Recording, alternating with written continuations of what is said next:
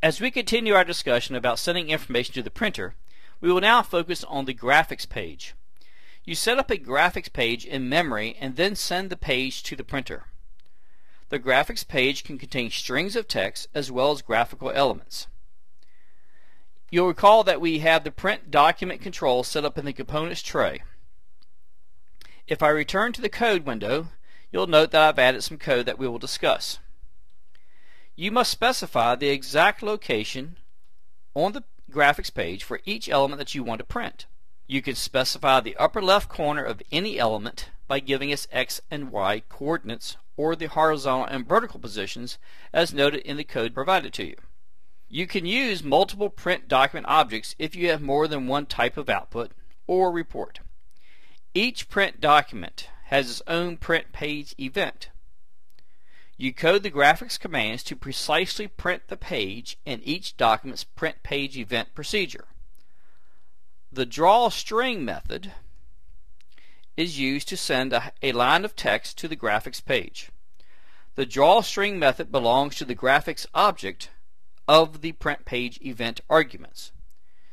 You refer back to the procedure header for the print page event in setting up the print output. The drawString method is said to be overloaded, which means that there are several forms for calling the method. The form presented here is the least complicated and requires the page coordinates to be given in the XY format. You supply the arguments of the drawString method. What to print in this case, a literal is being printed. Text to be printed. This also could be a variable or some other data. You note that if you're printing a literal, it is enclosed in quotation marks. But as I said, this could just as easily be a variable or some other data. You also specify the font and what color through the brushes object. Before you execute the drawString method, you should set up the font that you want to use and the X and Y coordinates. For each line you want to print, you must specify the X and Y coordinates.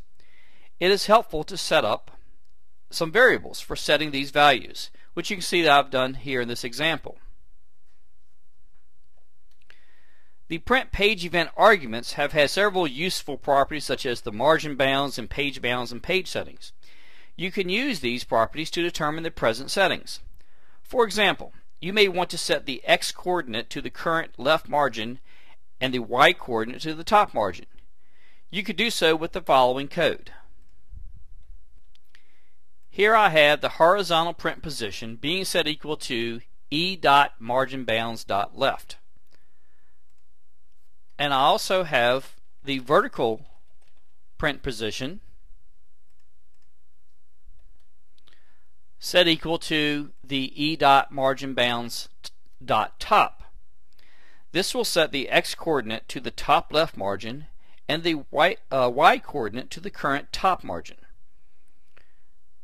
To send multiple lines to the print page, you must increment the Y coordinate, and you can add the height of a line to the previous Y coordinate to calculate to the next line's Y coordinate, thus advancing the page in a single or double or triple space manner, whatever is desired, depending on the value that you increase the Y or the vertical print position variable in this case.